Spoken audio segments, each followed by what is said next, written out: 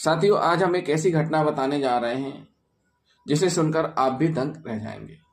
घटना है cyber crime से संबंधित। एक व्यक्ति अपना प्राइवेट काम करता था। डेली रूटीन उसका अपना खुद का स्वयं का छोटा मोटा बिजनेस कर लेता था। उसके पास एक एंड्रॉयड मोबाइल था। उस एंड्रॉयड मोबाइल का उपयोग करके उसने कुछ पॉर्न साइट में जाकर के वीडियो देख लिए, कुछ अश्लील चैट कर ली, अश्लील बातें कर ली, कुछ ऐप के माध्यम से भी बातें कर ली। उसको ये पता नहीं था कि इसका अंजाम क्या होने वाला है। एक दो दिन बाद होता क्या है कि उसके पास कॉल आता है और जिसने कॉल किया है वह अपने आप को बताता है कि वह क्राइम ब्रांच दिल्ली से बोल रहा है और आपने अश्लील चैट की है, आपकी फोटो हमारे पास है। एक साधारण सा व्यक्ति जो कि प्राइवेट काम कर रहा है, उसको कानून की इतनी समझ नहीं है और वह उनके जाल में फंस जाता है। साइबर क्रिमिनल इतने मास्टरमाइंड हैं कि अच्छे अच्छे बड़े बड़ों को अपने जाल में फंसा लेते हैं। फिर ये तो एक प्रकार से प्राइवेट पर्सन था, यानी कह सकते हैं कि छोटा आदमी था जो अपना काम धंधा करता था। जैसे ही सामने वाले ने अपने आप को क्राइम ब्रांच दिल्ली का अधिकारी बताया, चूंकि इनने गलती तो की थी।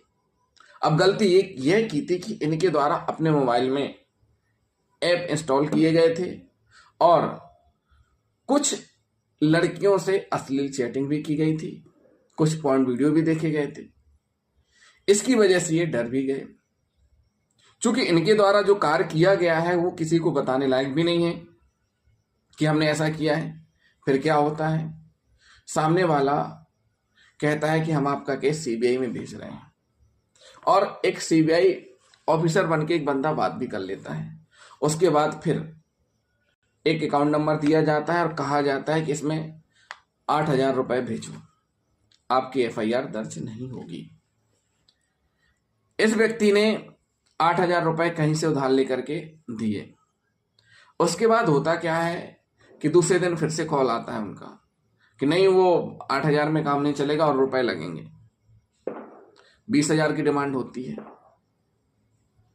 तो सामने वाला व्यक्ति अपने घर के जेवर दूसरे के यहां गिरवी रख करके रुपए लेकर के आता है और उसको रुपए दे देता है। यह व्यक्ति तब तक रुपए देता रहता है जब तक इसको उधार मिलते रहते हैं। एक समय आने के बाद जब उधार मिलना बंद हो जाता है, परेशान रहता है, अपने घर में पत्नी को बताता है, बच्चों से शेयर करता है बातें। बच्चे मोबाइल देखते हैं तो जिस नंबर से कॉल आया था, जो अपने आप को क्राइम ब्रांच का अधिकारी बता रहा था, जो सीबीआई ऑफिसर बता रहा था, जब उस नंबर को ट्रू कॉलर में सर्च किया जाता है तो पता चलता है कि वो फ्रॉड नाम से आ रहा है और रेड स्पैम लिखा आ रहा है। हम गलती क्या करते हैं कि कोई भी अगर आपके पास कॉल आ रहा है तो हम उसको सर्च नहीं करते ट्रू कॉलर में। सबसे पहले आपको करना क्या है, ट्रू कॉलर में सर्च करना है कि अननोन नंबर है किसका। उसके बाद फिर उनके द्वारा जाकर कंप्लेन दर्ज कराई जाती है। तो इस प्रकार की एक ऐसी घटना घटित हुई उस व्यक्ति के साथ जो कि जैसे तैसे अपना जीवन यापन कर रहा था, आज वह कर्जे में है। तो साथियों, ये मोबाइल फोन है, अच्छा भी है और अगर आप इसमें उलझते हैं तो आप उलझते चले जाएंगे। बहुत से ऐसे ऐप हैं जो आपको अपनी तरफ भी आकर्षित करते हैं, बहुत सी ऐसी साइट्स हैं जो आपको अपनी तरफ भी खींचेंगी। अगर आप खिंच गए, उनके जाल में फंस गए, तो आपके पास 100% कॉल आएगा और आपके साथ ठगी होगी। इतने मास्टरमाइंड, इतने एक्सपर्ट होते हैं लोग कि आपको इतनी धमकी देंगे, बोलेंगे ठीक है आपको पुलिस कंप्लेन करना है, जाकर के कर दो। यहां तक कि अगर कोई व्यक्ति पुलिस स्टेशन जाकर के बात भी कराता है तो ये सामने वाले पुलिस ऑफिसर से यह तक बोल देते हैं कि आप सेंट्रल एजेंसी की कार्रवाई में अवरोध उत्पन्न कर रहे हैं, आपके खिलाफ एक्शन हो सकता है। इतनी बड़ी बातें करते हैं और जब वो पकड़े जाते हैं तब इनकी हेकड़ी निकलती है। लेकिन साथियों, जिसके साथ इस प्रकार की घटना घटित हो जाती है उसका पूरा परेशान रहता है परिवार और वह कर्जे में चला जाता है। तो उस व्यक्ति के साथ भी ऐसा ही हुआ। वो एक प्राइवेट काम करने वाला व्यक्ति था, जिसने क्या किया, मोबाइल से कुछ पॉर्न साइट में जाकर के वीडियो देख लिए, कुछ ऐप डाउनलोड कर ली, कुछ चैटिंग कर ली। तो साथियों, इंसान जब नॉर्मल रहता है तब वो सोच समझ के मोबाइल का उपयोग करता है। जैसे ही उसने ड्रिंक ली या कुछ और नशा किया, उसके बाद उसके अंदर एक अलग इंसान जागृत हो जाता है और वह अपने मोबाइल में एक दूसरी साइट में चला जाता है, पॉर्न वीडियो सर्च करने लगता है, चैट करने लगता है या ऐसे ऐप में जाकर के वीडियो देखने लगता है। तो जब भी आप कोई भी ऐप में जाएंगे, वो आपसे डिटेल मांगेगा, आप डिटेल दे देंगे, आपका नंबर सामने वालों के पास चला जाता है। पहली बात, आपको ऐसे ऐप डाउनलोड करने ही नहीं है, आपको इन साइटों में जाकर के इस प्रकार की वीडियो देखने ही नहीं है, आपको इस प्रकार की घटनाओं से बचना है और मोबाइल का सही यूज करना है।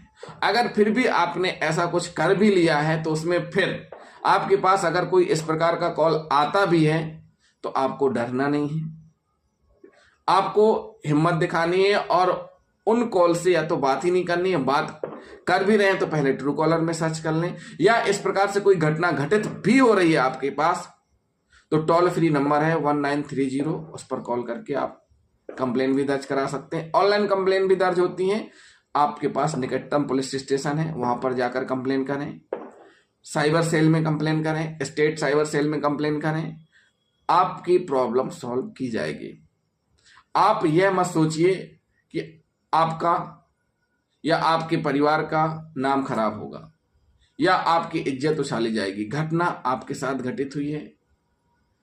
तो साथियों, एक ऐसी घटना थी जिसमें कि एक ऐसा व्यक्ति जो कि अपना जीवन यापन करता था, उसके साथ ठगी हुई है और उसने जो रुपए दिए हैं वो उधारी लेकर के दिए हैं। अब उनको चुकाने में, परिवार का खर्चा मैनेज करने में, कैसे खुद को मैनेज करेगा, ये बड़ी बात होगी। तो साथियों, जब भी इस प्रकार की कोई घटना घटित होती है तो आपको करना क्या है, टोल फ्री नंबर है 1930, उस पर आपको कॉल करना है, निकटतम पुलिस स्टेशन में जाकर के कंप्लेन करना है। साथियों, ऐसी ही हम आपको एक घटना और बताएंगे इन्वेस्टमेंट से रिलेटेड, NSE, जो कि टेलीग्राम ऐप में पहले लोगों को बताते हैं कि आप इन्वेस्टमेंट करिए, आपको फायदा होगा, फायदा होता भी है और वापस आपके अकाउंट में आ भी जाता है। तो कैसे वो फ्रॉड होता है वो भी हम आपको बताएंगे। फिर हम आपको बताएंगे डिजिटल हाउस अरेस्ट। आए दिन इस प्रकार की घटनाएं हो रही हैं और डिजिटल हाउस अरेस्ट करके आपके वो न्यूड वीडियो बना लेते हैं और आपसे लाखों रुपए, करोड़ों रुपए तक ठगी कर लेते हैं। फिर उसके बाद हम आपको ये भी बताएंगे कि किस प्रकार से लड़कियां बुजुर्ग लोगों को शिकार बनाती हैं, किस प्रकार से उनसे फेसबुक में या सोशल मीडिया के माध्यम से दोस्ती करती हैं और फिर उनसे करोड़ों रुपए ठग लेती हैं। तो साथियों, साइबर क्रिमिनल्स से बचने का यही तरीका है कि आप सावधान रहें, सतर्क रहें, अपने मोबाइल से ज़्यादा छेड़खानी ना करें, अपना पर्सनल डेटा ज़्यादा शेयर ना करें और साथ ही साथ अपने बैंक की डिटेल किसी को ना दें, OTP शेयर ना करें। बैंक आपको कभी कॉल नहीं करती है, बैंक आपसे कभी कॉल करके जानकारी नहीं लेगी। तो साथियों, सावधान रहें, सतर्क रहें, टोल फ्री नंबर 1930 पर इस प्रकार की घटना घटित होने पर सूचित जरूर करें। थैंक यू साथियों।